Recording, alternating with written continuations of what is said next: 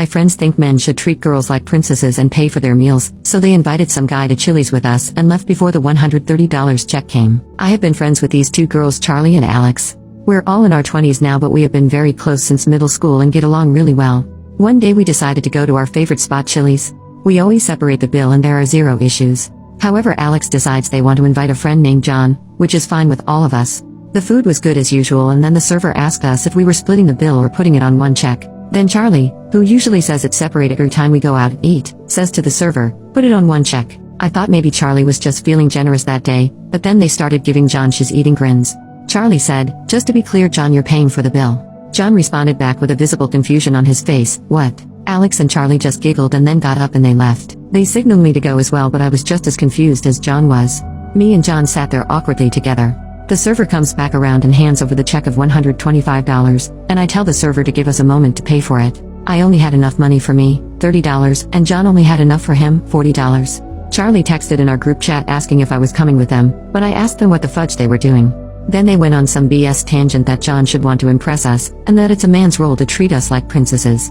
I thought they were joking, but they were dead serious. And upon me going outside to physically confront them, they were serious. Because they left me and John with no ride and the whole tab to pay for.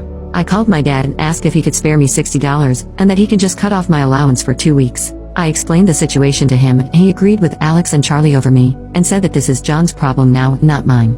It was like a scene out of a movie and I was in complete disbelief. I explained the situation to the server, who was super cool, and said if we couldn't come up with the money now, they would just leave a number and they can charge me tomorrow.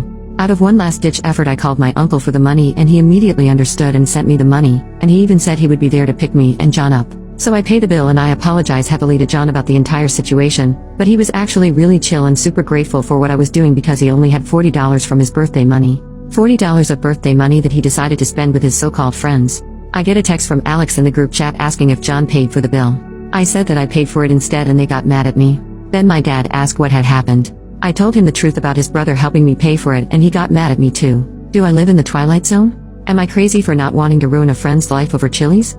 Anyways, after Alex saying, "I'm just not going to invite guys to our plans anymore," I left the group chat and blocked both Alex and Charlie. John also cut ties with them, and we have started talking more and more, and we sometimes play video games together. Anyways, the moral of the story is, you think you know someone until their true colors show. Edit. I should probably empathize that John and I didn't even know each other before this happened. Yes, I am 20 and still get a $50 weekly allowance. I am actively looking for work. Some of you guys are antagonizing my dad but yet want to act like mine for not working.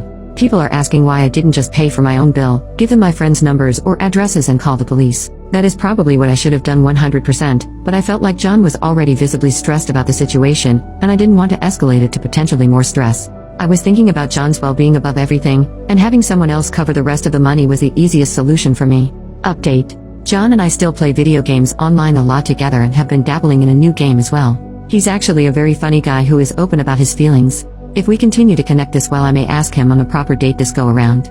Through some casual friends, I learned that Alex and Charlie think I'm overreacting in the same BS as before, and that John should have wanted to impress us, and that John should have had more money knowing he was going out to eat with 3 girls. What a shocker.